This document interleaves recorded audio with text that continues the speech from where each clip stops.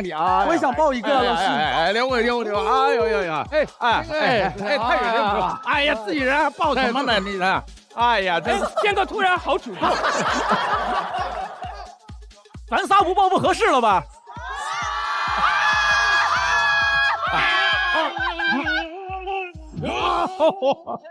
等一下，我今天是要告别演艺圈是吧？宪哥，从这里开始抱。哎，你还右边，也太幸福了吧！今天是真的超级激动，可能在座的小朋友啊，可能不太理解我们现在的心情。在我们身边这位可以说是我们整个综艺界的大神。有，我们都熟啊！哎呀，还记得我吗？对嘛，那没问题的，对不对？你还没有特别火的时候，我就火得不得了了。开玩笑，我还是一根毛的时候，你就火到不行了。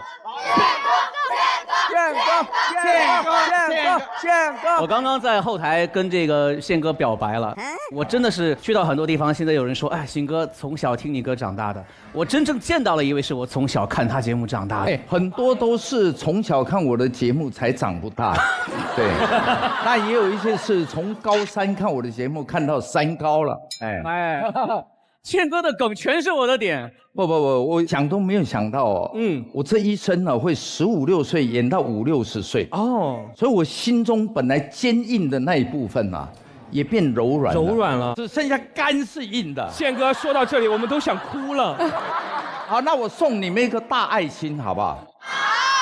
你仔细看哦，你看哦，嘿，爱心，嘿，爱心，哦，现在是这个，一起来哦，1、2，先，嘿，爱心，哎，好，哎，这个有创意啊，这没见过了吧？感觉今天是非常热闹的一天了。是的，既然今天综艺之神到来了，那厂牌大战要来的也一定是综艺感最强的团队了。欢迎我们的好朋友0713的部分成员。哎，大家好，我是 Alan 苏醒，很开心。我们哥几个今天来了，对吧？我们不能怯场啊。毕竟我们是手握着内娱评分最高的团综。哎呦，不知道咱们火星这一季的评分是多少呢？问到重点了，目前为止还没开分，我们不开了。我们在优酷内部10分。Alan 说话有点嚣张。哎，我来制止他一下。其实呢，我们就是大家几个的碎活多一点，是不是？然后呢，就是工作大家没事开个演唱会啥的，就是那种啊。但是我们今天很开心来到火星的话，因为我们兄弟几个就难得见一面啊。就因为我上次见他的时候，还是在我们见的是去年是吧？哎，请问你来火星跟他们俩一直聊，有什么好鬼聊的？不是，我觉得人太多了，我眼神有点迷离，这种旋转式的这种，对，火星嘛。来。就是我觉得我两个哥哥啊，就是特别爱说实话，啊，对吧？薛伟有点，今天脸怎么有点肿？昨天宿醉是吧？哎，你是了解我的，对。昨天搞笑了，老薛你在哪里？我说，哎，我给他发个定位，我说我在酒店呢，再也不回了，我就知道他一定宿醉了。因为其实来火星我就是压力特别大，努力了18年。终于我要上到一个这么大的节目！天哪！哎呦，先把你嗓子里的骰子抠出来，好不好5个6，开心见到大家。大家好，韩老师你好，你怎么加入0713了呢？我不是也准备搞个副业啥的？老师好像消失了一阵子啊，这好像是我第一个参加的综艺节目嘛。哦，真的假的？那又怎样呢？没有。过去来讲就旁龙见首不见尾嘛。其实我跟薛老师差不多前后出道的啊。您也是参加我型我秀的？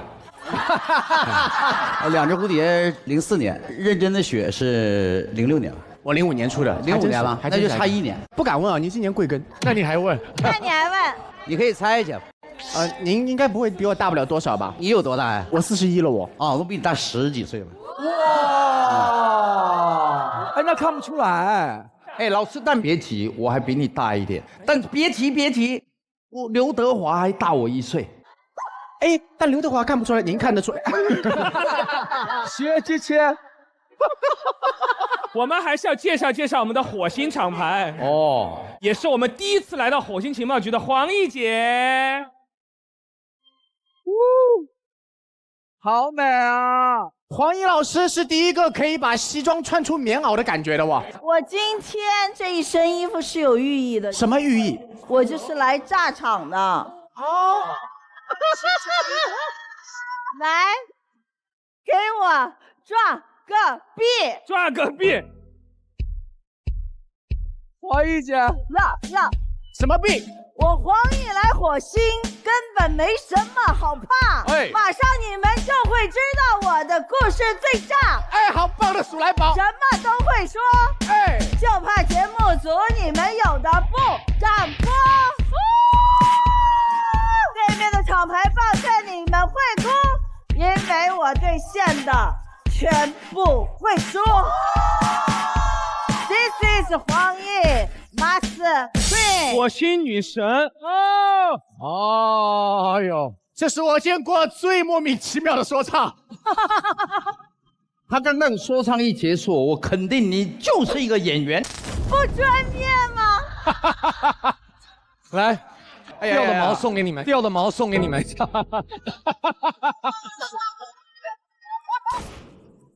我见过掉麦的，没见过掉毛的唱 rap。我说抓个币，你说抓个毛。神经病！来，冯喜，老师们好，老师们好。跟您介绍一下，这是很晚辈的一个主持人。年纪很轻啊，今年贵庚了？老师，我黄奕姐出道那年我出生。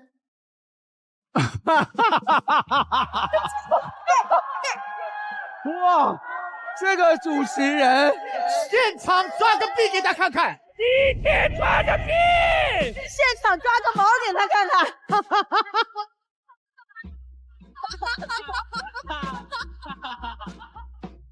再次欢迎冯喜，欢迎啊！谢谢谢谢。我们这次必胜了，因为我们这边有宪哥的心腹。哎呦喂，刘畊宏。那既然已经介绍我出来，我觉得我先带动一下大家，让大家一起动一下，可不可以？哎呦，那个太好了！不管在火星或地球开会，大家的健康是最重要的。好，来，左右摆动，对。勇敢主动迈进，把右手高举。对，哇，节奏这么快，上来这么难，开始。呀，左右摆动，再来一遍哦。下勾拳 ，one more time， 再来一遍哦。划水，划水，有人划水，后面。有人划水，有人划水。谁划水啊？后排。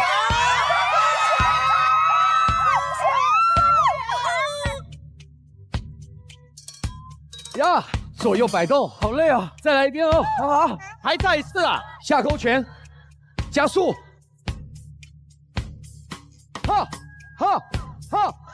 还没完呢。还有多久？5、6、7、9、8。还有啊！好长，还有，不是在直播，有谁可以阻止他？最后一遍了。建哥，你管一管，让他自己跳掉。坐吧，喝茶。最后结束。这。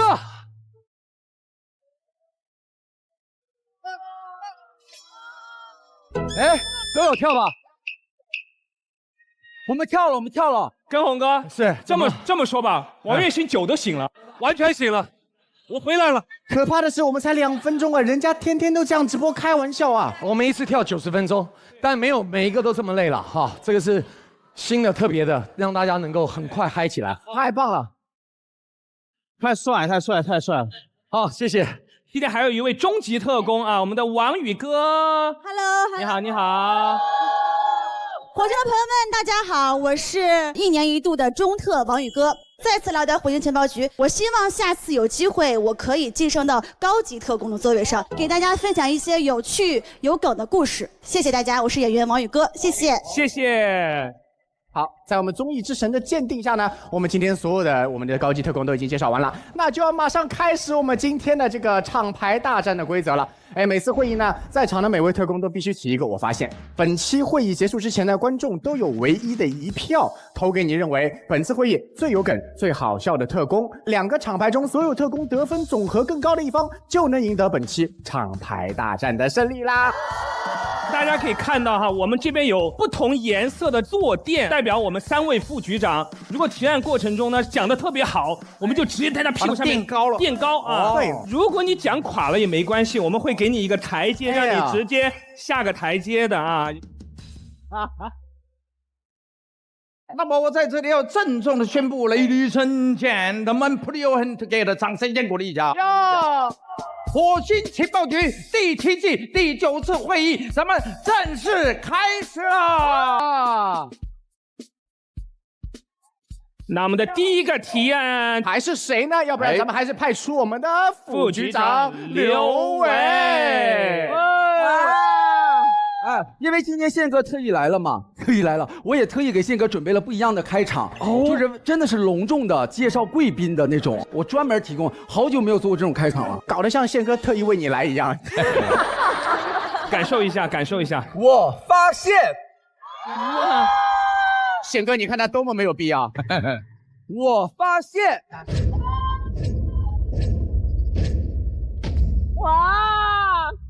哇！你发现了什么？不知道他发现什么，所以今天我发现有病啊！可以了，我要让哥哥知道我们这个节目的宗旨。你问一下宪哥，他确定爱看刚刚那些吗？对啊，他这个很好，真的很好。成语，画蛇添足，画蛇添足。蛇年了嘛。但是我发现这个确实是大家可能都会发现的。真的吗？就是我发现，有些成功很难复刻。说实话，今天在座的每一位老师都是现在在道上非常成功的。道上哪个道？哪个道？不是，就是在社会当中非常成功的人士啊。然后我小的时候呢，是跟老薛一起参加比赛的，真的，咱俩一届的，真的，他是冠军。结果2位同一时间出道，然后这个发展的一个成就差那么多。我们一直上上下下不分伯仲的，不是上下下下啊。但是说实话，那个时候薛之谦刚出道就很红他其实在认真的雪之前，他当时就有一首歌很红，叫做《黄色枫叶》。那作为我跟他一起比赛，我在旁边，我想说他都有黄色枫叶，我该如何像他一样复刻他的成功？于是我就创作了一首《彩色枫叶》。哇！绿色茶叶好了，绿色茶叶。来一个。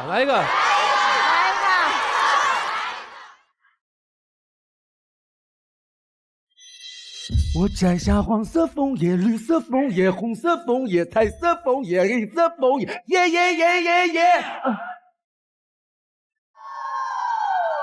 刘伟，你把我们当什么？我把你们当成观众。我的天哪，好恶心的表演！鬼东西啊！再一次证明了艺术它是不能勉强的。你走你的路线是好的，对，因为终究人鬼殊途嘛，你就走你的路，你不要复刻别人。是，所以我其实用刚才的表演就是想跟大家表达什么呢？成功是没有办法复刻的。然后我们的真正的故事要来了。什么东西？前面看还不是你真的故事啊？前面是为了烘托一下，我都说了嘛，宪哥来，我一定让宪哥感受到我们那个节目的魅力啊，好吧。然后我一直觉得成功不能复刻，但是我说实话，别人的成功你真的会眼红。比如说0713，当时他们那个节目开播就火遍了大江南北，然后因为我们那个时候不是也有一个节目叫《我行我秀》吗？然后我行我秀就想做一档就是向快乐再出发的这样一个节目，就是很有可能翻红的那种，对不对？对，做了吗？做了。而且我们当时起了一个非常棒的名字，什么再出发？不，我们不出发了，我们那个节目叫剧吗？剧吧。剧吗？剧吧，是人类的地方。没有剧嘛，剧吧。哎呦，好无聊的名字哦。但是你们知道吗？我们本来就是《快乐再出发》的一个复刻品，我们心里是没有谱的。于是他们第一期请来的嘉宾就是0713。但是今天来了，只来了一位啊，王栎鑫。我想起来了，我当时好像也受到了邀请，后来我跟其他几个哥我私下说，我觉得这个节目火不了，所以我就不是。没有，档期问题，档期。当时王栎鑫来了，而且我跟大家说，王栎鑫人巨好，因为王栎鑫从来这个节目，他甚至于就不惜把自己所有的暴露在外面。什么意思啊？我是个暴露狂，是这个暴露吗？不是，就我一进屋就，哎呀兄弟，不是，他是想把整个的心都掏出来。他为什么要掏给你啊？他不是掏给我，他是掏给我行我秀。因为你说你小的时候看我行我秀吗？我没看啊。是吗？你到底看过没？他还说小的时候喜欢君君也是假的。真的吗？假的啊！我喜欢千钧一发。他喜欢我们两个。但是他见君君也是这么跟君君说的。他见谁都这么说的。对，他见谁都这么说。但是他确实是为了我们节目付出了一切，然后他真的很努力，0713真的很努力想把我们带动起来。但是你知道吗？他们越带动越兴奋，我们这边越安静啊。因为我们我行我秀的人，其实大家都还是会内敛，对，比较内敛，不太会表达自己。你们不是内敛，你们是不熟。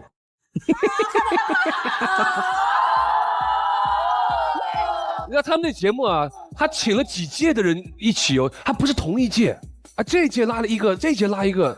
所以他没有革命情感。对，所以说成功是真的没有办法复刻的。但是不论怎么样呢，想跟大家说的是，成功难以复刻，是因为不可以走捷径。想成功就要走出自己的路。就像东阳光药18年来专注于讲好每一个与流感有关的故事，科普防治知识，一步一个脚印。为健康做好药，东阳光药默默守护着亿万家庭的健康。正是因为始终坚守、不断创新，成为了中国亿万家庭的信赖之选。是的，谢谢刘维的分享。我听完你的讲的这个故事啊，大家要知道啊，模仿是进步的原动力。因为每一个人都心里面想着说我要变成什么。我的一个好兄弟小马，他人生的3件事很重要。第一个，你想成为什么；第二个，你拥有什么；第3个，你应该放弃什么。比如说你想成为一个像可以跳舞娘腔的一个人，对不对？你拥有什么？你的舞蹈很好。第3个，你要放弃什么？你要放弃这个念头。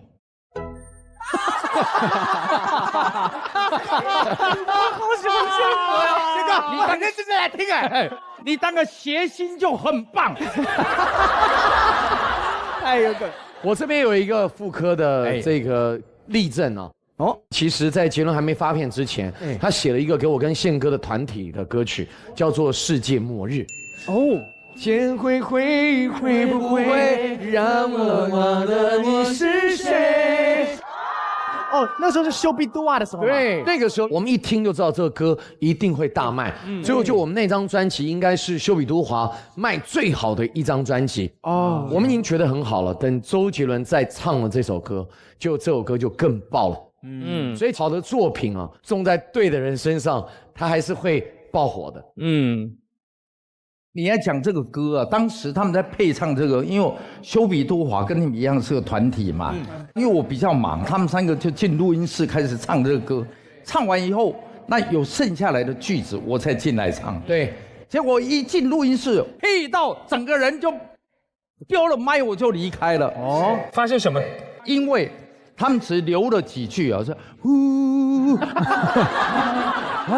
这真的假的？修比多华就没了。想笑来伪装掉下的眼泪，点点头，承认自己会怕hell，天会不会让我入睡啊？我唱的比和声还少。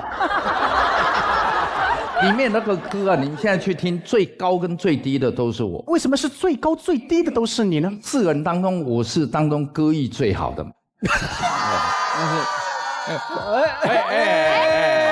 哇！宪哥说的没错，我同时也是丘比都华里面的颜值担当。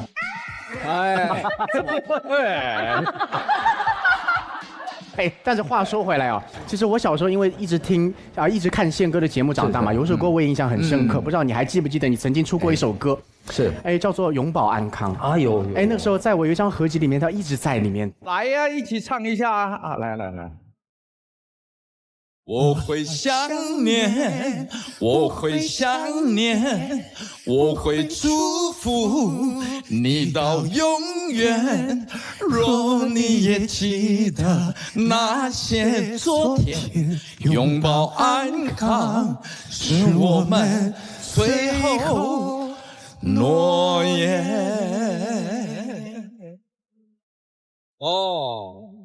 哇！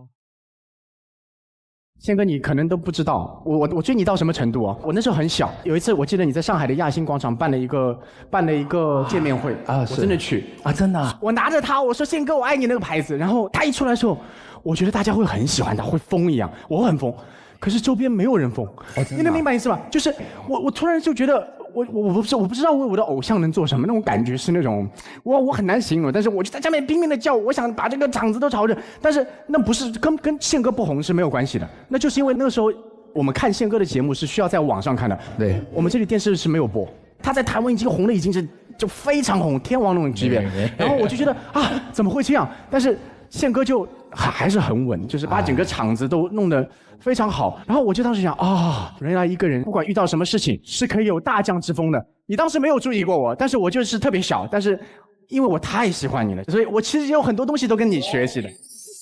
太棒了，让我们看到现在的薛之谦。这个东西就是一种传承吧，我算是。因为我们自己如果不开心的话，我们如何带给别人开心呢？没错，我到现在依旧还在艺能界里面啊。对啊，不外乎就是只有这个目的。我看别人开心，我就觉得好乐。我看到你失败过的样子，然后再看到现在你的成功，才是我人生最大的快乐。好感动啊！我今天也要跟薛之谦讲，我们见面的机会也不多，大家都忙，但是我们会是一辈子的朋友。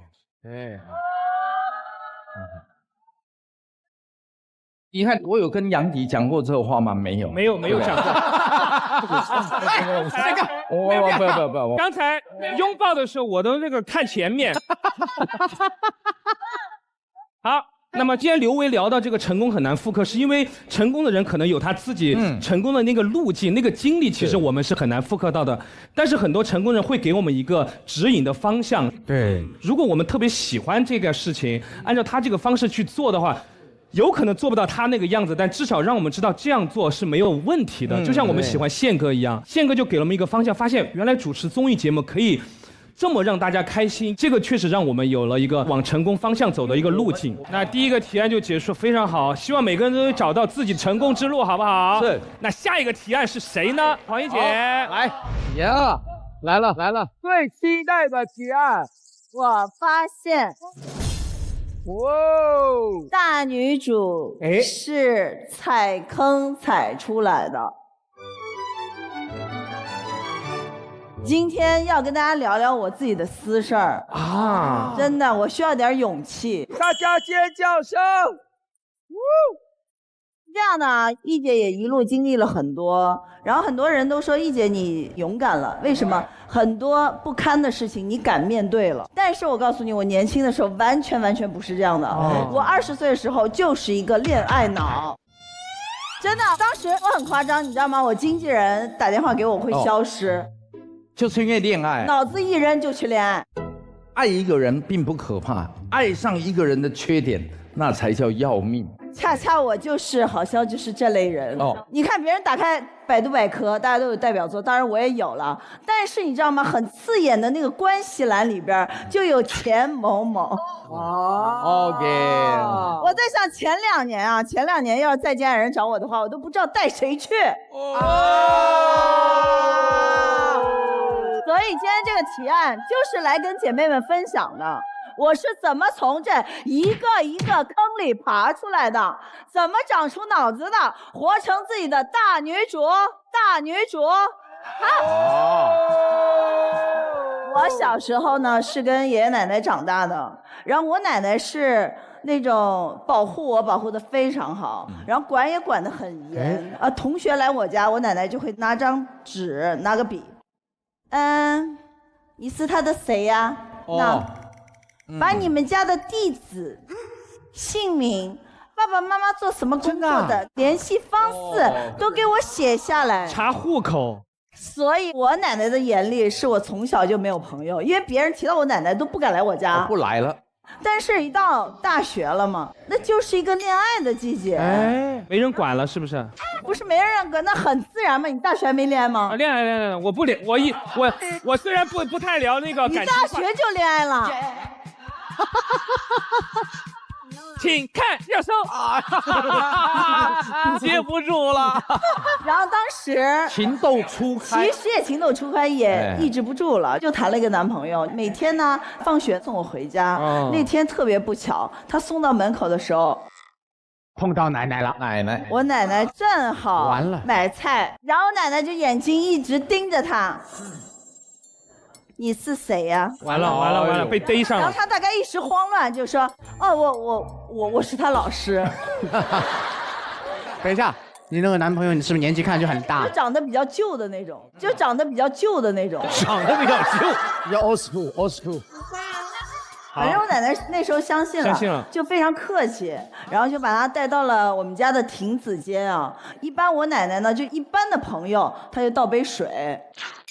特别一点的朋友冲一杯麦乳精，麦乳精当时高调啊。重要的朋友倒一杯雀巢咖啡加伴侣。哇！但是老师来了之后，他倒了一杯麦乳精，外加雀巢咖啡加伴侣。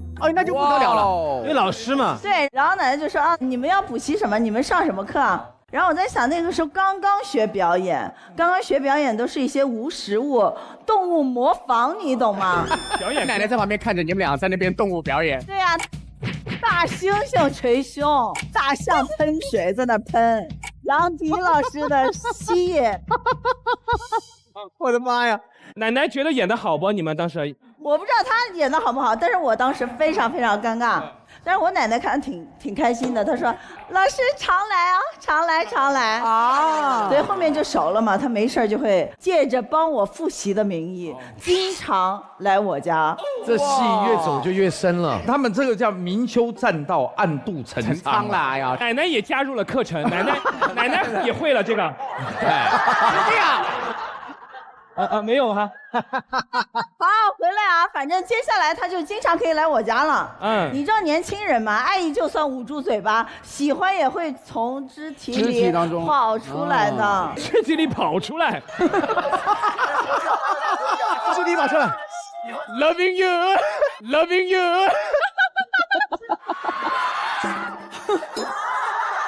就是喜欢也会从肢体动作里看出来，更何况我们当时还是热恋的这种男女朋友啊。是。那个时候两个人聊着聊着，很自然，小手牵上了，明白？牵着了，明白了。我们一拉，小手一拉的时候，你会怎么样？四目相交了。这个时候，奶奶端了一盘水果进来了。哎呀！好，等一下，我们俩当时是要什么个环节？手还握着。好，要细节，要这样子，还是说是这样子？要不一样。身前后。应该是还是这样子。都可以解释的。这样可以说是掰腕子，但恰巧是两个人挨得很近，手拉着手。完了，好了，怎么办？然后马上下蹲，手提起来这样走，真的来得及。哎，奶奶，双星报喜。神经病！我奶奶非常生气，就揪着他的领子说：“我早就怀疑你了，臭流氓！”他说：“你作为一个老师，你怎么可以这么耍流氓？你是什么人啊？把我的孩子都带坏了。”哎呦！然后说：“走，跟我起裸趴。”跟我去派出所。真的要去派出所？就你们3个手拉手这样去的派出所是这个意思吗？倒是没有3只手拉在一起，但是他却拉住了我奶奶的手。啊，3个人是这个造型，是这样的吗？我们一起去派出所，转着去。手牵手，手牵手，我的朋友。奶奶，其实我爱的是你。来，奶奶有重要事情。让不让我说了？你说。我女儿都会说打断别人是非常不礼貌的事情。对不起，对不起。太大胆，还打断奶奶。都是你不好。我都忘了说啥了。他拉住你奶奶的手说。他拉着我的奶奶，然后就说。不关我的事儿，是他教我做的，指着我说：“怎么能有这么坏的人？”他说：“是你孙女教我这么做的，我真的不关我的事儿，是他带我到你家里来的。”那这个事情就不行了。对，那没有担当，没有肩膀。所以当时在那一刻我就成长了。如果你的对象没有担当的话，那你就随时做好背锅。确实没担当。这是我的第一个坑。那个今天大概有几个坑？还习惯我们这样打断你吗 ？OK 吗？还是需要打断？还是你自己一个人讲？我自己一个人讲吗？好吧，来，走。好，然后呢，我能打断一下吧？还是习惯打断的，要不还是我们打断你吧，好吧？那第二个坑，其实你知道我为什么穿那么绿吗？哦，你们有没有被绿过？有。哎，宪哥好大声。有没有被自己的闺蜜绿过？闺蜜绿过。我的天哪！你要这么讲，你绿到发亮了今天。明明是3个人的电影，我始终不能有姓名。完了。不过没有关系啊，大家有没有发现，在恋爱的过程当中，如果你被绿的话，它是会有很多征兆的。没错。就有一次我拍戏回来，然后我就发现我的男朋友怎么就变了呢？变了？怎么走路怪怪的？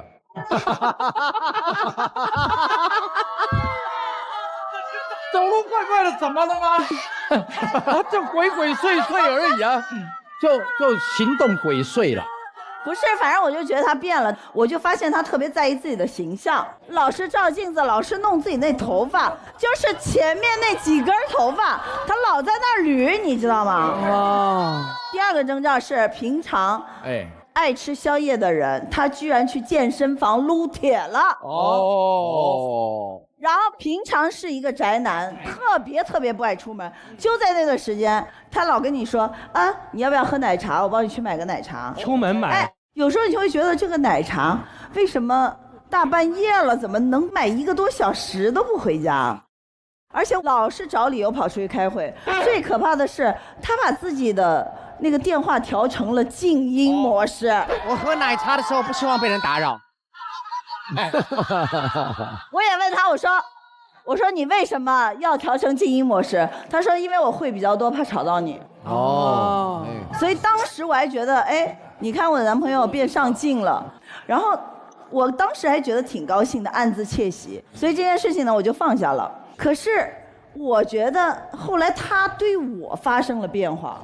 我们俩做兄弟吧。你说他又要开会又要健身，回家还要吃海参，然后还要吃海参，还要吃海参。但是他每天对我说的最多的3个字就是我好累啊。假海参。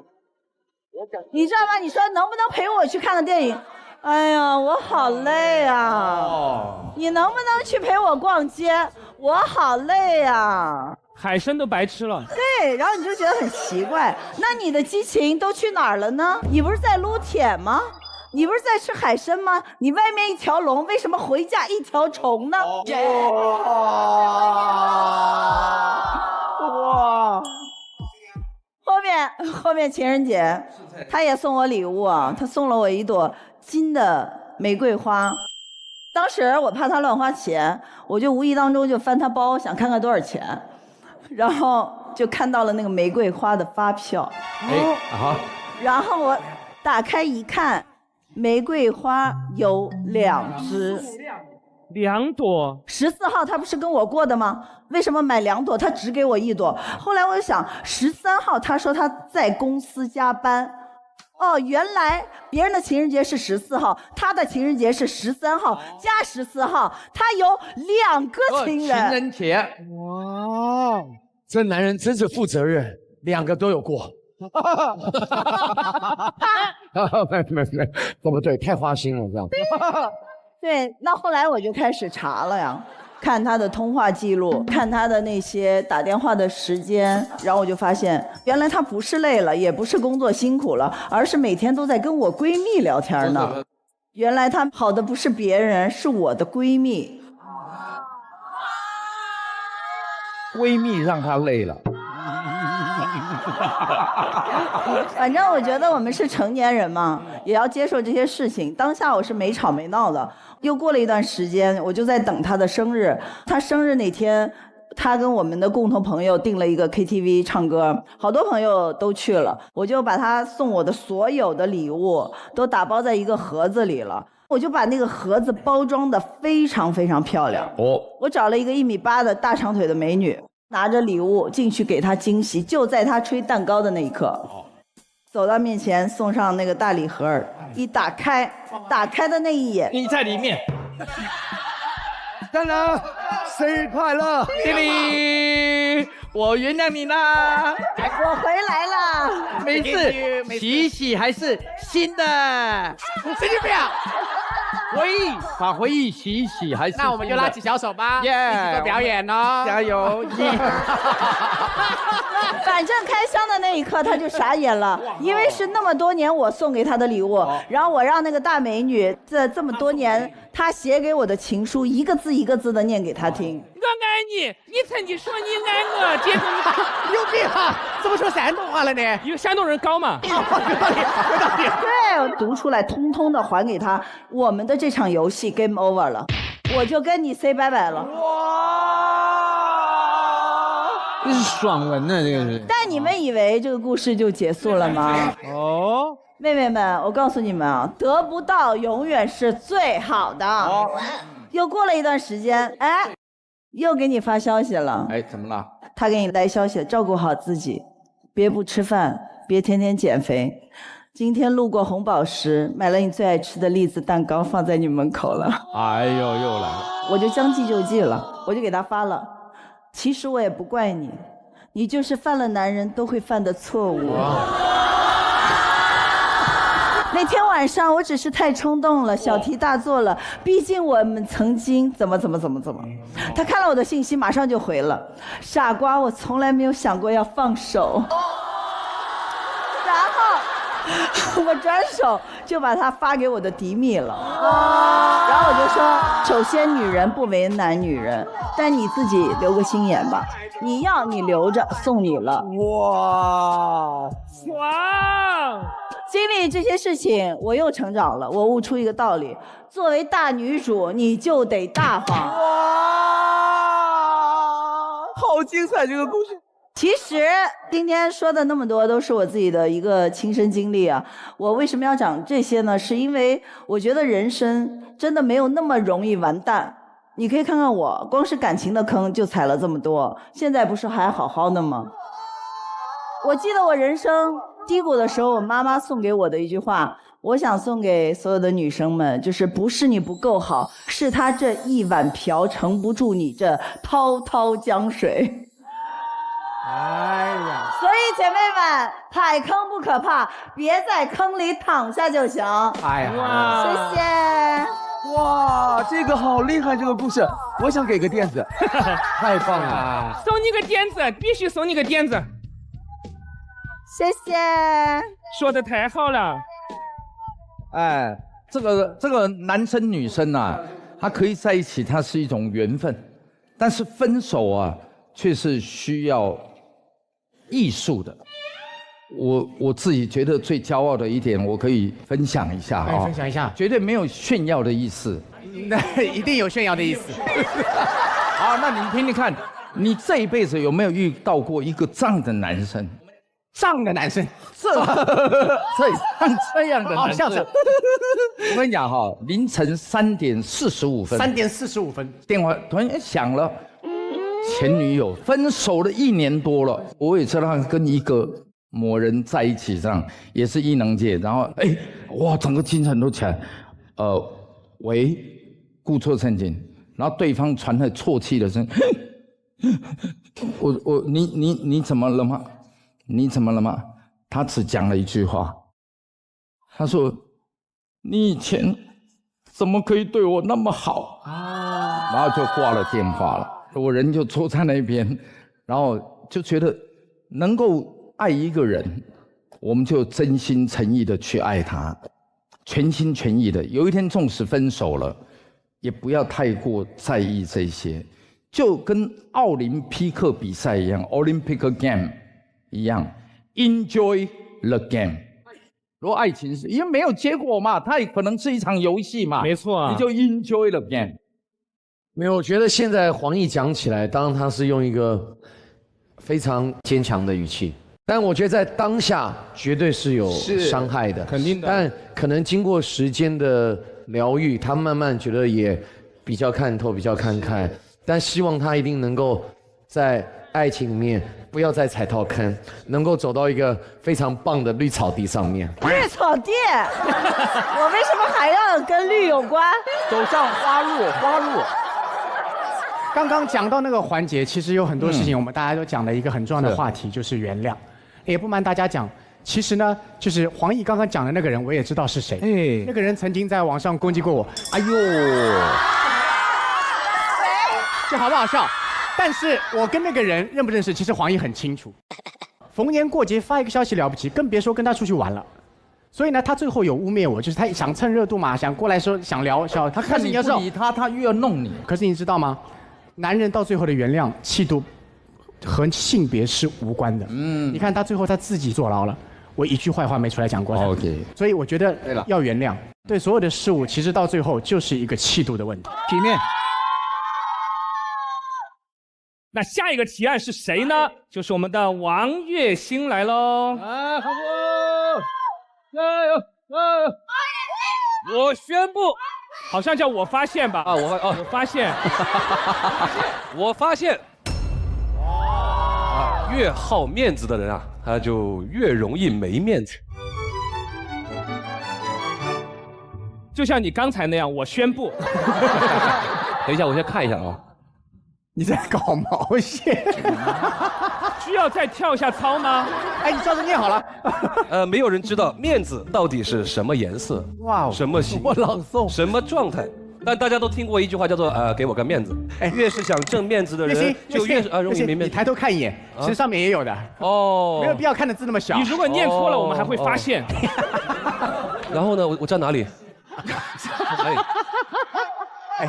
啊！我跟你讲，你现在啊，走出门打车，看到27路公车站在那个站台上说，好吧？好，这边啦。OK， 逗你的啦。他真的是宿醉啊！他是宿醉。加油！哎，我想问一下，就是现场就是我艺人朋友啊，哎，有什么样的合影啊？就是你们就很难拒绝不了的那种。我比如说我私下的时间啊，我一般是不合影的。我不想喝，但是呢，我遇到孩子的时候，我就很难拒绝。小朋友啊，那是他带着孩子过来，就只要谁带着孩子过来，我本来就跟这边说，我不拍照，不拍照，但他带着孩子过来，是自己的孩子。这什么？他说怕是自己的孩子。宪哥，什么叫他说？明明是你说的，是我们说，我听宪哥说的。神经病吧你是？哎，你知道吗？你们三个说什么？我一句听不清哎。你耳朵也不行哈，耳朵灌久了。我能说了吗？当然可以啊，可以啊，好，就是因为。对，大概多大的小孩你会最喜欢合影？比如说你在逛街的时候，你看到小孩，哎，这个小孩可爱，来帮你合影。哇，你再说的话，我的段子就要忘了啊！对不起，对不起，对不起，对不起，因为我小孩合影，刚刚差点就忘了啊！就是前几天我在高铁站，然后呢，我这等高铁来嘛，哎，哎，怎么不行啊？有病啊！哎，你不需要捧哏是不是？我需要，我觉得这个比我的段子好笑。你继续。就从我背后默默有个声音，哎，有声音来了，是张栎鑫吧？我说王栎鑫。哦，张栎鑫还叫你？是张栎鑫吧？你能不能方便跟我孩子拍个照？拍个照。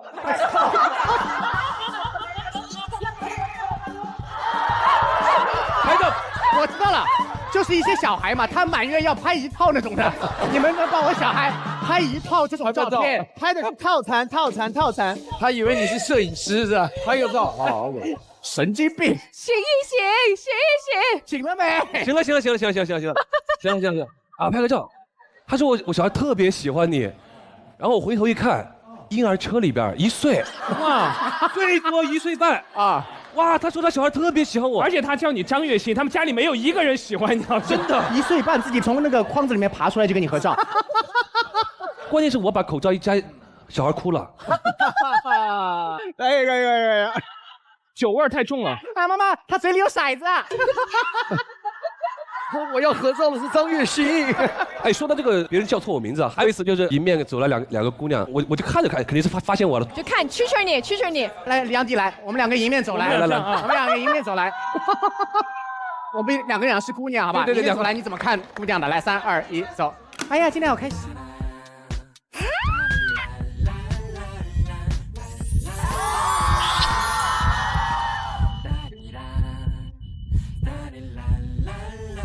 哇，这什么鬼？不管他是谁，我要跟他合照啊！开心了，能不能跟你拍张照？可以，快来，快拍，把腹肌露出来拍，能不能搂着你？可以。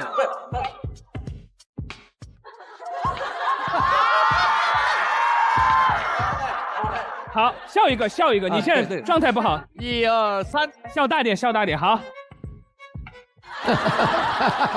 就是各种提要求，要比耶，要笑啊，要挽着，然后最后我所有都配合了之后，他说谢谢你俞灏明。哇，那俞灏明3个大字，谢谢你俞灏明。哎，你这个还算不糗。我去那个好像成都啊，你好，我是李宗盛的歌迷，你帮我签个名吧。李宗盛歌迷只要签名，那我只要帮他签个李宗盛。你其实可以不签的嘛。对，后来那个人很生气，吴宗宪，我都爱你一辈子了，你竟然给我签个李宗盛。我说你不是说你是李宗盛的歌迷，我是你忠实的歌迷。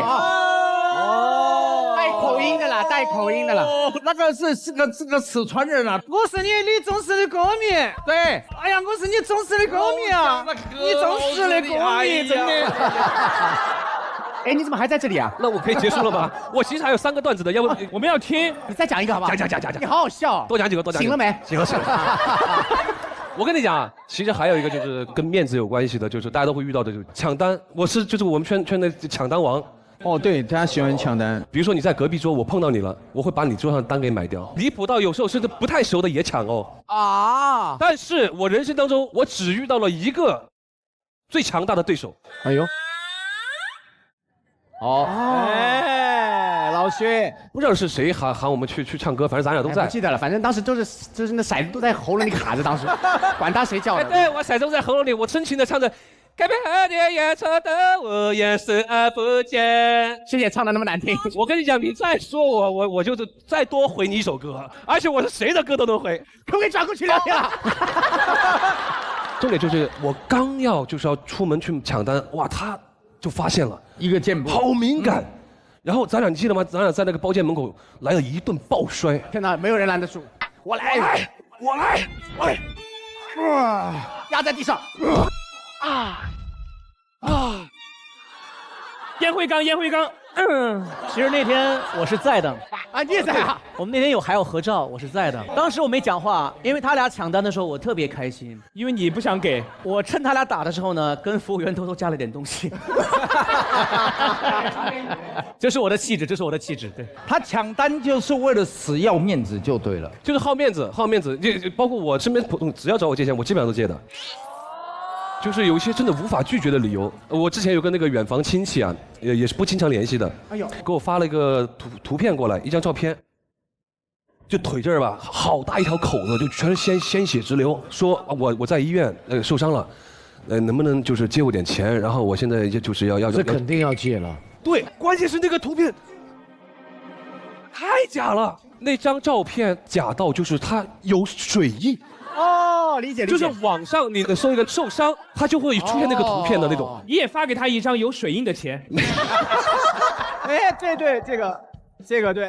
关键是就是他给了一个就是你无法拒绝的一个数额。他腿都已经那么大个口子，至少5000吧，500块钱，就借500，他也不借很多，对，就你很尴尬数字。哎，他都危在旦夕了，500块钱能救回他吃顿好的就走了，吃顿好的。但是作为就是亲戚，我就觉得，哎，你既然愿意这么骗我，我也不好揭穿。借了吗？最后？那不能叫借啊，这是给的嘛。人还心挺善。我刚刚说500的这个故事，其实只是我借钱中的非常小的一个。我身边只要找我借钱，我基本上都借的啊。现在几十个人没有人还的，就是好面子，就是有时候啊，其实可以不借。他一发工资啊，家门口站满人的，大家分掉就好了，谢谢你啊。真的啊，要面子是人之常情啊，但是我觉得呢，有多少里子才能够撑起多大的面子？为了这个看不见也摸不着的面子去硬撑呢，通常的这个下场是想挣多大的面子，就会丢多大的脸。要硬撑啊！哎，我觉得男艺人真的是就好面子居多，就像我跟杰伦拍《头文字 D》的这部电影。在那个时候，他开的车，其实在拍戏的过程当中，他都没有撞坏过车，因为安全是非常重要的。可是不拍戏的时候，因为他看到那个漂移的那个特技演员，哇，非常的帅，他觉得进入到角色里面，他应该也能做得到啊。但他可能搞混了，漂移跟打滑是不一样的。最后在私底下。他出去开车的时候一直在真的非常危险，因为是山路。对啊，他真的是滑了出去。哎呀，要不是因为有一棵树在那个地方，今天你就听不到后面的黑色幽默。天哪！啊，这么夸张！还好撞到那个树给拦住了。车虽然毁了，但是还好他人没事。回来之后我说你怎么样？他没事，就是打滑了。还不错，好像是的，爱面子，爱面子。就他其实已经伤得很重了，但是他在撑着。对，其实他已经吓到了，已经吓到不行。所以有时候男人爱面子，一定要注意一下，必须要有理智，不然这个命都很难保下来。对，还是要注意安全。对，安全第一，安全第一。面子这个东西呢，其实我觉得就是要量力而行。当每个人自己有这个能力的时候，或者谁帮助你，你记得的时候，我们去还这个面子，或者你觉得很好、很值得的朋友的时候，不要把自己弄得非常尴尬的时候，对吧？保证自己有生活的时候，同时还要自己有面子，好不好？好。哎，好了，哎，其实人不能只好面子。得有能拿得出手的真才实学才行真才实学呢，就得向美素健儿学习了。他家奶牛呢，2255天超长自然放牧，连吃的黑麦草都是生长了28天，长到15厘米那么高啊！你看啊，这么用心养的奶牛产出的奶源才能富含天然的活性乳脂因子群、免疫球蛋白和乳铁蛋白。来，我们为用心的美素健儿点点赞。不错不错不错，接下来亮哥来一个提案好不好？哎呀，亮哥到你了。我发现比少年感更珍贵的是老来俏。大家知道我年龄啊，45左右啊，你看不出来。哦，真的啊，真的看不出来。前几年看得出来，现在真看不出来了。就最近几年触发了一个什么呢？就是满45减20。哇哦，还真是。说一个我什么叫逆生长？哎，这样吧，看一张照片吧啊，那张照片能够看得到啊。哦，这是你吗？那是我，那是春晚的时候，因为我那个时候唱那个《时间都去哪儿》的时候呢，然后你给这照片，春晚还找你去。但是后来我发现，就是其实我们在形象上面只要做稍稍一点的努力，产生了一些形象的一些改变嘛，然后就是跟兄弟们大家都一起卷，大家都比较卷起来，然后就是哎呀，太帅了！但你现在比这个照片更好，是吗？真的，真的是。臭亮亮，其实我们在座也有几个兄弟嘛，17年前这时候都没有什么形象管理，因为我们曾经也糊过，对吧？糊了你要什么形象管理嘛，对不对？直到我们做了一个节目叫《蘑菇屋》，你是垂涎这个位置很久了是吧？一直往这走，我让给你。不敢！我局长，我怎么敢呢？好吧，好了，开玩笑。没有，那天呢，大家都知道，我们录完《蘑菇屋》之后，张远同学他就去悄悄的去植了个发啊。我说你怎么去植发的呢？他说。我感觉我们快要火了，所以我就想要不要努力一把，还是问问张远吧。我说我自己需要提高什么，那你就是需要管理你的形象，管理啊，你去做护肤啊什么的。说来说去，最终他就是说你需要去美容院办张卡。哎，我问了一下，那个卡还挺贵的。对，哎，你也去了？我也在那个地方。你也在那个地方？沈梦辰叫我去的。对。然后后来我才知道什么时候提成。是真的假的？你知道啊？我是开玩笑的，真的假的？我觉得是真的。张远是真有提成吗？不会。他那很贵很贵的时候呢，我其实有点犹豫。我犹豫的时候，他跟你说，你想想，最后你要是因为这个管理的时候，然后落到后面，你怎么能行呢？对吧？追不上他们了。我就咬一咬牙，行，给我办最贵的卡，最贵的卡。天哪！我想象中的就是做这种护理啊，就是很舒服的，放着音乐，躺在那儿啊，美容师给你啊按摩啊，很舒服的那种啊。结果真的不是，特别是有几个项目，他有时候开那个档啊，就是哇，给我一开，我就哇不，我是尖叫，我说我受不了这个，我说真的受不了，我说不行了，我这叫得很大声，然后那个美容师就很嫌弃，哎呀，你看我们其他那几个姐妹，她们都看最高档5、6档，你这2档你都不行了，好吧，1档，我都能睡着。哦，真的吗？你都睡着？好厉害啊！然后还有个我们一起的虎子，他也一起来做嘛。然后他做的，他也是受不了，他就说：“哎呦，我也想做个1档。”然后我就给虎子说：“我说虎子，你要想一想，我们花了同样的时间，花了同样的金钱，我做2档，你做1档，是不是我就比你有1倍的效果？是不是很亏？”作为金牛座的虎子想了想说：“最高档。”拼了！结果那天就发生了美容院的尖叫惨案。哇塞！那天感觉是问他什么他都能招一样的。然后我们刚才说了，除了自己的脸吧，我们身材管理也是非常重要的。哎，比如说我们在录哥哥的时候呢，大家知道那个哥哥的强度是很大的。然后呢，中间我们会尽量的，只要有时间就会撸铁啊。我记得那天石凯这个弟弟啊，他一直在蛐我。为什么？他说的，亮哥呀，你都是快50的人了，他说你这个跟我们这种20出头的人卷啥呀？这样讲你。我就今天要给他说，我跟你说，今天你再跟蛐我，你50岁的时候，你不见得有这样的身体的状态，对不对？哎，我觉得50岁的男人是自己的第2个花期，是不是，峰哥？绝对是。哎，你们2位谁大？我告诉你，我比他大一点，还大一点，棒，保养的太好了。哎，你这外套脱掉，我们可以感受一下。外套脱掉就是。哦哟。看见没有？穿衣显瘦，脱衣有肉。等一下，你脱掉就脱掉了，但是旁边黄奕的眼神是哇哦，什么原因？你是憋着了是吧？他的表情就算了，他还抿嘴唇。哇哦，不是你根本不相信这是一个50岁以上的，低调哦。你说你有健身，我们大概看看差多少嘛，好不好？也可以的。等一下，也是可以的，也是可以的。真的吗？哎呦，也是可以的，也是可以的，看看锁骨就好。不要！不要啊！那么这个选题呢，其实我想讲的是啊，其实年龄啊，真的不是阻碍我们努力的借口啊。都说呢，爱美之心，人皆有之嘛，对不对？我觉得无论男女老少，只要我们愿意让自己朝着更好的方向发展呢，我觉得为自己更好的未来而努力，对吧？让所有的付出都是值得的。亮哥对身材管理有高要求，肯定也对饮食营养也有高要求。现场还有一位对营养要求非常高的主人，源自荷兰的美素佳儿。为了拥有高品质好奶源，他们给牛牛吃天然滋养28天15厘米高的黑麦草，遵从牛牛天性草木麦芽2255天，产出的奶蕴含更高含量的活性乳脂因子群、免疫球蛋白和乳铁蛋白。高合营养好奶源的美苏加尔送给对营养有高要求的亮哥，祝他高歌猛进哟！谢谢美苏加尔。而且亮哥那个开始形象管理之后，是不是粉丝都称呼都变了？是不是？喂，我有刷到过小亮哥。来说说看。好夸张，我第一次被吓到了。咋了？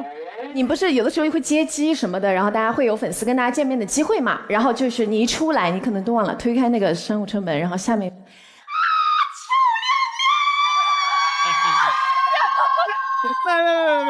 俏亮亮，小哭包，小宝，小宝，就称呼其实会偏年轻一点，对不对？关键是亮哥的表情也是很值得琢磨，就是3分无奈，4分羞涩，5分就是漫不经心，但其实我觉得就是4个字，有被爽到。宝宝再见，宝宝 ，Hello 呀，脆弱小哭包，好给你钞票，还够漂亮呀！我还刷到一个视频啊，就是你接手别人，你的粉丝还叫你主人呢啊，主人，真的。冷静，这个一定要解释一下。有没有叫你主公的？主公，不是这样，这个纯粹是那个臣有事禀报，臣服于我。这是我们今年在参加哥哥的时候，其实有一个舞台，我演的就是主人。蔡明佑他们几个弟弟演的是被我控制的人，所以他们在里面就叫我主人。而且小亮哥以前那个朋友圈发的都是跟火锅有关的，现在他都是对着镜子露出那种自己的肩膀这样。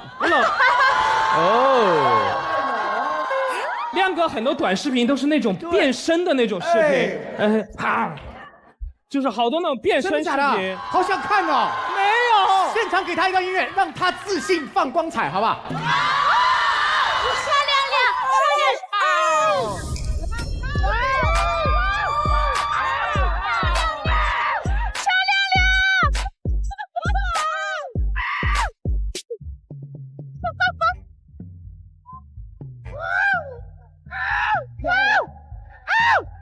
干什么呢？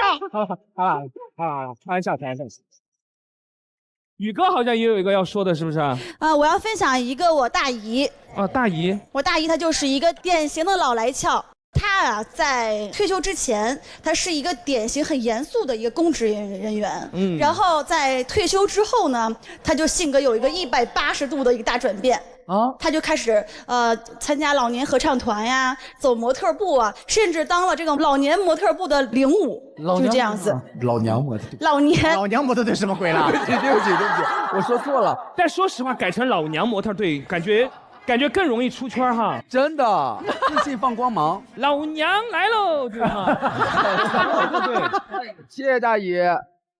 好了，目前呢，我们的提案已经过半了，那要不我提议，为了大家下半场的状态更好，我决定用我的歌声给大家补充一些营养吧，好吧？感受一下。好，谢谢大家。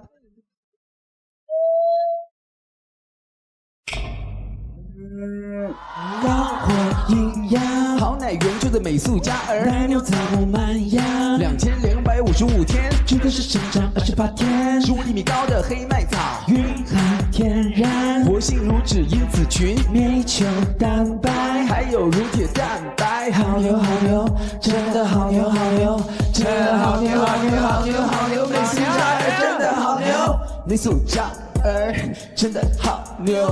高乳脂加高蛋白，真的好牛！美素佳儿真的好牛！高火营养好奶源，真的好牛！好牛，真的好牛！美素佳儿真的好牛！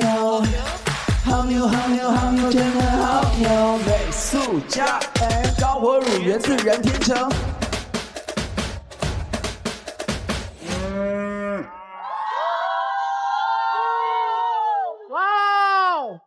太棒了！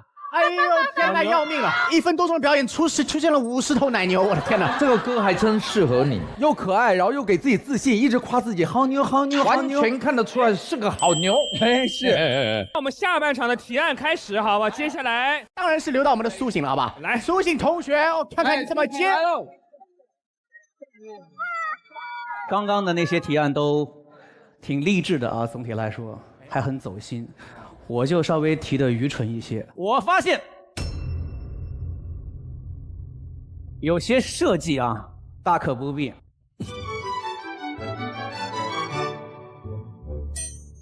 各行各业啊，越来越内卷，大家知道对吧？你就得创新，得设计。你不创新呢，就代表停滞不前。你停滞就落后，你落后就有可能被别人淘汰，就有可能没有工作、没饭吃。所以讲话的时候像领导发言一样的走路，这种。小苏总，我呢，只要是有舞台表达的时候呢，就特别无耻的自信，不知道为什么，即便身后站着我年轻时候的偶像，还再大的咖，如果这个时段属于我，大咖也得看着我，是吧？一定要的。Good job. Yeah, sure. 谢谢哥，谢谢哥，加油，很好。好，那个小薛不要打断我啊。哎，好了，好，就是随着很多行业的发展嘛，都非常的内卷，然后呢，不用啊，不需要这样吗，领导？哎，领导怕领导累啊，还可以，你稍微帮我倒杯温水啊，你。随着很多行业的发展呢，大家都很内卷啊，而且很多的客户、商家、品牌递过来呀。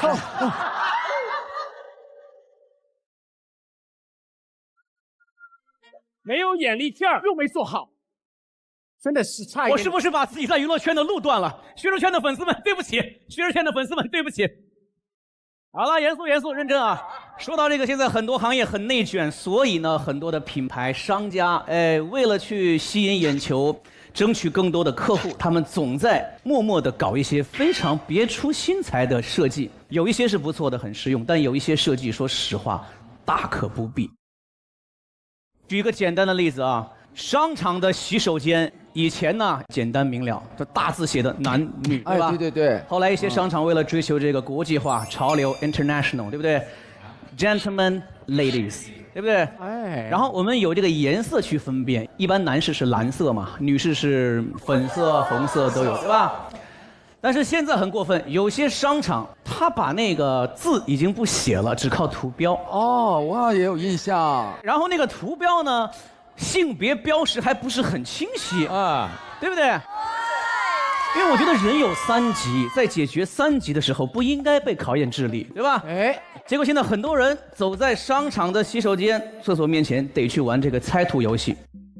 猜对了上厕所，猜错了上派出所。很无语啊。那除了这个厕所之外呢，其实有一个我切身体会的例子。之前录一个节目，然后呢住在一个酒店，因为很晚了，我是休息的不太好，然后大半夜起来，黑灯瞎火的没有开灯，走到了这个马桶旁边，这个马桶就自动开盖了。哎呦，我觉得特别开心，这很贴心嘛。对呀，对吧？然后我就进行操作嘛，就男生嘛，小号就站着就可以了嘛，对不对？操作到一半，哎，坐便圈它打开了，打开哦，感应到了。大家可以脑补一下那个画面，它是怎么？它开一半这样是吗？不是，已经开了马桶盖，我操作进行到一半，你再开坐便圈，因为你们知道液体是会反弹的。啊，所以我懂了，你是上厕所小的嘛？是的。所以我跟你讲，它那个马桶圈，它还不是那种慢慢这种打开的，它是那种，哎，对的，猛的一下，知道吧？就是这一辈子差点第一次尝到了自己的味道。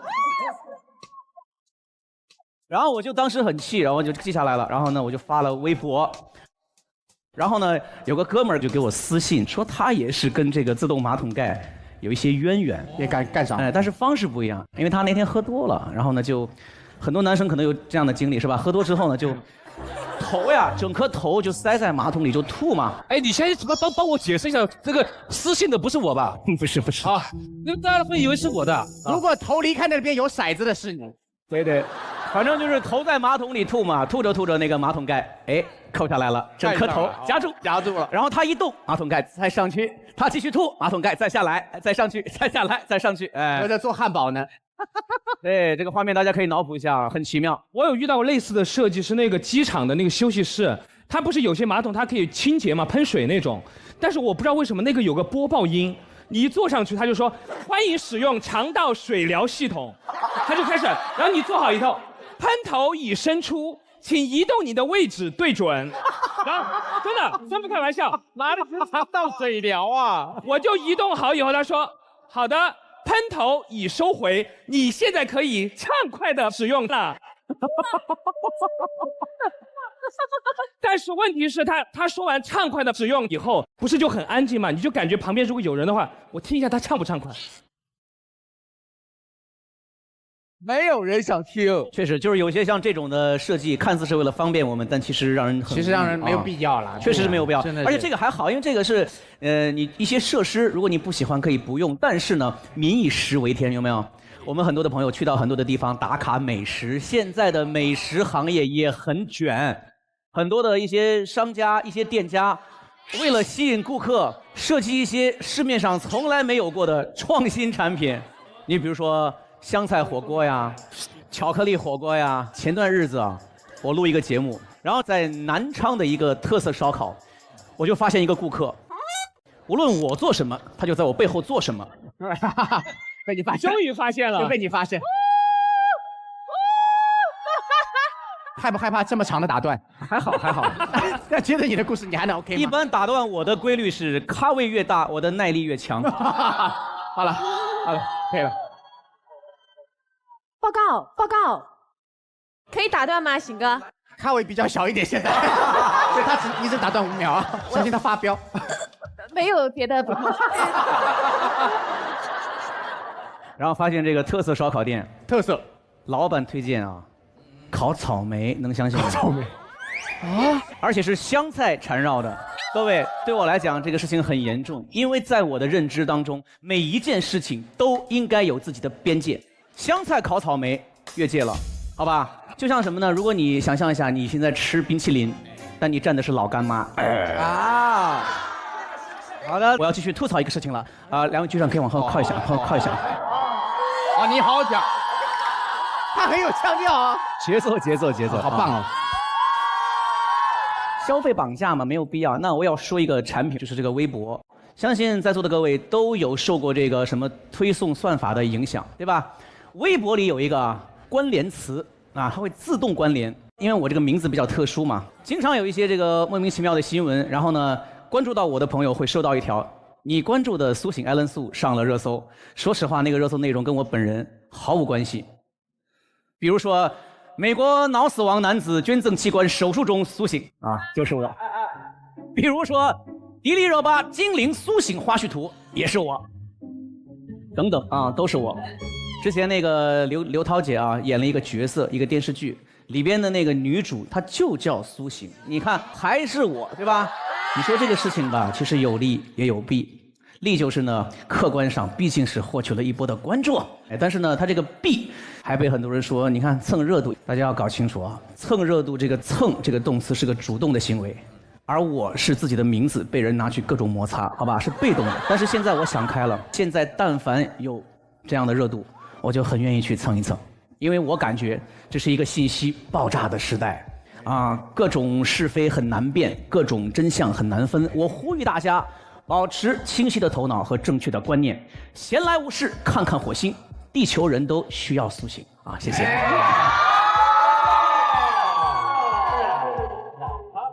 很棒，行，我觉得这个提案好，给苏醒加个垫子好不好？哎呦，谢谢，垫起来。谢谢迪哥，好，我这个抱着吧，因为坐着感觉不是很舒服啊。然后再给你个垫子，这个垫子从后面夹过来，向你走。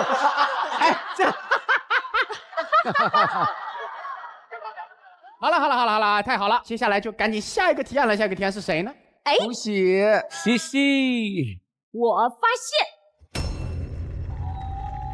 只要足够坚强，就有办法解决问题。我是重庆人，然后在座的我知道小亮哥是四川人，迪哥是四川人。四川人，然后我就四川人。哦，真的？你四川哪里人？我四川成都。哦，我在重庆的解放纪念碑那里有2套房子。凡尔赛呀，还套房子了？你刚刚那个话像国外来的。我真的是四川人。但宪哥身上有一种就是川渝人大家喜欢讨论的松弛感。哎，就遇到什么事情都觉得没有什么事。如果你足够坚强。冷静下来，你自然而然，你不松弛也要松弛。我发现这件事情是源自我的爸爸，我爸是76年的。哇，你爸才比我大1岁，真的假的啊？我都不敢接这话。怪不得你说一姐出道你出生，真是他没说谎。哎，这段剪掉吧。啊，这是你自己送上门的，一定会播的，这段一定会播的。没得事，坚强就好。对，坚强就好。我爸的口头禅就是没得事，坚强坚强。我第一次知道这件事情呢，是我上小学的时候。那个时候有一次是过生日，我爸呢就给了我300块钱人民币。我们那个时候我的零花钱一个星期是5块钱，300块你可以想象巨款，消费挺低的那个时候。那一天都超开心，而且我逢人就跟人家说，我说哎。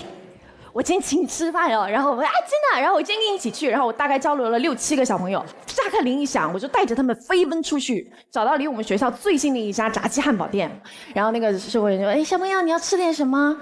他说这个就全部点完，好，一共是246元，好这边付一下，然后我就掏我的钱包，怎么了？没了，钱丢了，没了，完了，就是跑丢了，糟了。小伙伴在面面相觑，都等着我。怎么办？我转头我说等一下哈，然后我跟那个售货员姐姐说，我说不好意思，刚刚点的都不要了。然后回头我跟他们说，我说对不起，我下次再请你们吃东西。然后我头也不回的就往前走，我多看一眼，我眼泪就下来了。然后回家路上一直忍，公交车也一直忍，直到到了家门，打开门，我爸说妍儿嘞，咋子哎？然后我就。就开始哇嚎啕大哭，然后一直钱塞了，然后就一直哭，然后我爸爸爸说哎我根本就没给你，哎没想到吧，好顽皮的父亲啊，没有给了啦，然后爸就这样，我就觉得可能要打我或怎样，大手一挥，又给了我500，哇，说。垃圾器重新请大家吃饭，我发现家里少了10平米，割出去一边。丢钱现在想来是个小事情，但我有的时候发现我爸对于美得死的这个事的定义很奇怪，就有的时候我觉得真的已经到有事的程度，他还是没得死。比如有一次我回重庆，然后我爸每次跟他约定好，就重庆接机的地方啊，他就会像那个 NPC 刷新一样，就会定时定点的在机场接机大厅的右侧的某一家那个店面下面站在那儿等我。那一次呢，刚好很不巧，我是生理期第1天，我痛经非常严重，不舒服，超级痛。上飞机之前，我给他发了条语音，我说爸爸，可能我要慢一点，我说你等我一下。然后我爸说没得事，慢慢来。我当时哇，好暖心。然后暖心到下飞机就不行了，因为觉得痛到没办法走路，我就叫那个空乘，我说不好意思，能不能给我一个那个轮椅？站不起来了，都已经。对，我说但是你不要担心啊，我说我爸在门口接我。机场出于很负责，叫了好多的医护人员，大概5、6个吧，乌泱泱，然后我就推着轮椅就这样就推出去。哇，那一刻就是所有人，你感觉路上行人纷纷侧目，然后就是在看说怎么回事，好重的病感觉上。就好有病这个人，然后就这样推出去，结果等了好久，一直没等到我爸。我出去了才发现，他站在那个原地也没有动，但是根本没有看到我。他没有想到你是会坐轮椅出来。对，就是。然后我就给他打电话，我说爸爸，他就出来了。我说我说我在你后面。然后他说没有啊，往下看。哦，在这里，然后就推着，然后就过来。第一时间也没有怀抱，第一句话就是没得事，没得事，你们都走，然后把所有的医护人员全部赶走啊，辛苦了，辛苦了，没得事，没得事，坚强，站起来，站起来。我当时心想，我都要死了，让我坚强，我真的有的是。完了之后，我都可以理解，他就是担心大家就是占用公共资源，他觉得这其实是小事情，不用过来了。哎，最不能理解的是，我还在那窝着呢，我爸拿出手机跟家里的家族群发了一条报喜的视频啊。对嘞，接到了，2个腿出去，4个轮子出来，啦，看一下，没事，坚强，来比个耶！直播了，送个嘉年华谁啦？我的照片就这样水灵灵的出现在了我们家族群的群屏幕里，还得真的比个耶啊！后来因为这个事情之后，我就每次都勉励自己，我心想说这个疼痛我都忍过去了，这个脸都丢完了，我说也没有什么脸可以丢的了。然后最近一次丢脸就上一次上火星，上火星怎么了？来火星之前我也很紧张，我问了所有的前辈，老师们就跟我说 OK 的，这很 peace， 只有一个人张延琪跟我说吃人不吐骨头的这里，然后给我发语音，好吓人，恐吓你哈。他说这压力超大的，你只要能够接受，你说完一个话没有任何人笑，你就可以来。我心想说没得事，没有人笑，我自己笑一下算啦。哎，很好。哎，好，然后就爸爸就教会我觉得就是除了生死之外都是小事，然后遇到事情呢，大家也保持冷静，然后让我们高喊那3个字，就是没事，坚强就好，坚强得很。刚刚那个冯喜讲没得死，四川人太有共鸣，因为我在火星经常讲这个没得死没得死。我记得我小时候有一次小学放学回家路上被一个叔叔骑车给撞了，当时我就摔地上，耳朵就流血了啊。然后那个叔叔看我在地上躺着，马上拉着我去买了个冰糕，谢谢叔叔，我就吃着就回去了。特别不会说话。因为不会说话，为一个时尚品牌，后来就再也没有找过我。你说什么了？就那个时候，我刚刚拍完《还珠》，然后就火了。火了之后，那些大牌时尚活动就会找你，对，非常非常开心。然后当时上海是。第一个建成的那个磁悬浮，知道那条。然后他就结合Chanel的大秀。香奈儿啊，我被香奈儿邀请了。哎哦，你被香奈儿邀中，跟磁悬浮对撞。然后让我们艺人就一起去，就是坐那个磁悬浮火车。然后按道理说，要现在我肯定说啊，很高兴参加这个时尚活动，我感到很荣幸。是的。很赞叹这个科技发达、这个时尚的结合，对不对？我很会说话，但那个时候太激动了，没见过什么世面，然后我就说，然后说，我太喜欢这个品牌了，因为我们家狗也叫香奈儿，我们家狗也叫香奈儿。哦，这太厉害了，这个有一拼啊！来，咱俩握手。但是后面我就再也没有参加过他们品牌。但是我现在想说，如果还有机会，我现在会说话了。而且我现在狗也改名了，叫 Fendi。可以。好了，又得这个品牌。你刚讲这个，我就想到，有好的事情哈，不好的事情。好的事我们就说好话，哇，你好棒，你们这么努力，能够有这个成绩。坏的事情。你更要好好说话，你要说你这个朋友不会唱歌，你要绕一个圈子，告诉他，哎，你这个可以怎么样，可以有一个什么样的改变？哎，这个是情商格局。比如刘维，我们一见了他，我们就要讲他的优点嘛。哎呀，我刚就坐在我旁边，我坐了6个钟头了，我想不出来一个优点。直到看到他跳那个扭那个，好牛！你做人太可惜了你。什么鬼？什么鬼啊？你就做牛。我也香奈牛。但是我觉得庞老师是在只要是关于音乐相关的，你好像都是实话实说。老师啦，是这样的，我说几句啊，就是我一直在沈阳音乐学院，后来现在在浙江音乐学院当老师。浙音很牛的，所以我是老师，我不可能对自己的学生说，哎，你唱的真好，对吧？不可能，我觉得那样太敷衍学生了。所以呢，我对学生们永远是说真话，因为我们是1对1教学。那庞老师，如果一个人在你面前唱2句，你能给他提点不？就是如果他不打我的话，你不会改掉你说话这个习惯哈？我觉得他说他今年41嘛，我今年54，所以我不想改变我自己。对，因为老师这个叫什么？宁愿要真小人，也不要伪君子。你是可以当永远朋友的人。今天在这儿的歌手其实挺多的。其实我的学生们经常唱徐老师的歌。哎呀，惭愧了。我能给你点建议？当然。好，就我想问你个事儿，就你为什么一唱歌的时候老点头呢？我给你，讲到重点。OK， 可能是在打拍子。不，就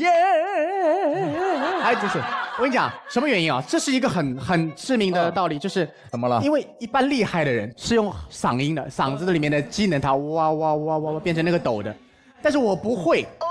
然后从小呢没有受过专业训练，所以我唱的时候，后来我只有一个办法可以抖出个音，就是你就变成这样，而且这个习惯是真改不过来。我以前也出糗过啊，那个录音室里面啊，然后那个制作人跟我讲那我们这里你后面这一句唱完，然后就 fade out， 就越来越小这样。我以为我要自己越来越小，我说其实你是要正常唱，然后他慢慢把你拉小，这样。对对对。那以前不知道，但是不用怕人家笑。对，但是所以其实我的建议就是什么呢？你是这个部分用的太多了，声带如果擦的过多的话，可能会闭合不严。您这专业，我现在就有闭合问题很大，整个漏气，我整个话筒捅进去我都觉得不行。太深了。我伤就伤在闭合上，真是专业。但你唱的太棒了，这是真的，真的。我惭愧惭愧。其实没什么可说的，是不是啊？没什，只有你只伤害了刘维而已。没有啊，你不要老 Q 我，你也可以，我也可以被伤害一下吗？可以。快起来，快起来！家家都张灯结彩，每天都逍遥自在。喷垃圾，我知道，好。其实你声音条件挺好的，声带比较结实的那种。但是我就想，当时你录的时候，那录音师很累吧？录音师他不着急走那天，是吧？就2小时。那节奏啥的都得对一对，是不是？张小厚，好妹妹乐队的张小厚。没有，其实挺好。其实学声乐和火不火没什么太大的关系。说实话，比如说两只蝴蝶吧，两只蝴蝶就跟我唱没什么关系，就谁唱都能火。它就属于这类型的歌。因为每一首歌它都可以把我们带进那一个年代里面。你知道，可能2个人相恋相爱的人有没有？哎，这个歌一起来就想到当年那个男朋友，或者当年那个女朋友，对不对？真的。所以你也给我们留下非常多的回忆。天哪，很棒的。我觉得应该一起合唱《两只蝴蝶》，好不好？行啊。我中间有10年没有唱《两只蝴蝶》。哇，真的？哎呀，大家不知道，这是我第一次来参加综艺节目。真的假的？就我没有参加过综艺节目。我的天哪！哎呦喂！今天参加这个综艺节目，其实我也学到了很多。我知道我现在比较封闭啊，就是因为我平时就是早上6点半起床，晚上我10点半就要睡觉，所以就到现在我可能已经到要睡的状态了。马上，唐老师你唱着唱着从这儿就这么就慢慢的就我可以去了是吧？喜临门床垫就。对，来，亲爱的，你慢慢飞，小心前面带刺的玫瑰。亲爱的，来跳个舞，爱的春天不会有天黑。我和你缠缠绵。我和你缠缠绵绵，翩翩飞，飞越这红尘，永相随，追逐你一生，爱恋我千回，不辜负我的柔情，你的美。我和你缠缠绵绵，翩翩飞，飞越这红尘，永相随，等到秋风起，秋叶落成堆，能陪你一起枯萎也无悔。哇！你是我的玫瑰，你是我的花，你是我的爱人，是我的牵挂。你是我的玫瑰，你是我的花，你是我的爱人，是我一生永远爱着的玫瑰花。谢谢大家。哇，好感动！瞬间感觉拉回我们那个年轻时候的年代了。谢谢庞龙老师。爱你啊！哎，这个补充2句哦，你看哦，人家说雄辩是银，沉默是金。如果说我们可以口灿莲花，这个当然很好，常说好话，有时候一句好话会影响一个人一辈子。所以我们就希望大家2025年今年最容易赚钱了，大家好好赚钱好不好？今天我看我们这节目的通通发大财好不好？好 ，OK， 我们今天录影就到这里。刚才就想混过去，你已经把刚刚那个话题莫名其妙说到这个话题了，你现在还想早点结束啊？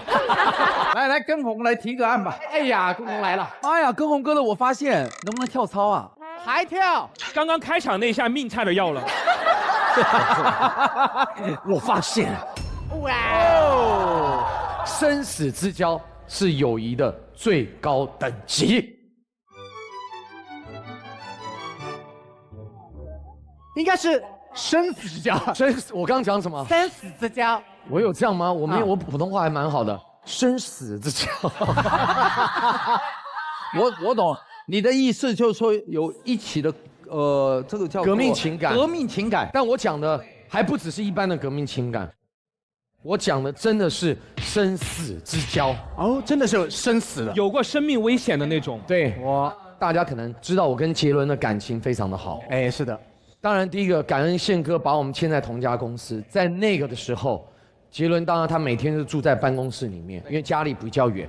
哎，有一天我们一起写一首歌，叫做《地狱天使》，是那个你带我上天堂。对，就这首歌。哎，对，拥抱着你，很好听这首歌，很好听。后来就温岚唱了。啊，温岚唱的。写完歌之后，我们就打篮球。